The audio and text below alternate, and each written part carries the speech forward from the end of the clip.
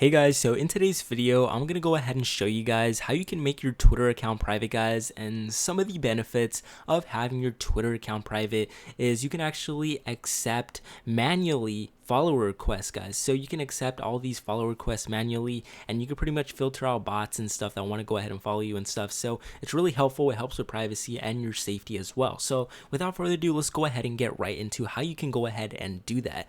So what you're going to want to go ahead and do is click on your profile, head over to settings and privacy, and from settings and privacy, head over to privacy and safety. Now from privacy and safety, right under your Twitter activity should be a option here that says audience and tagging.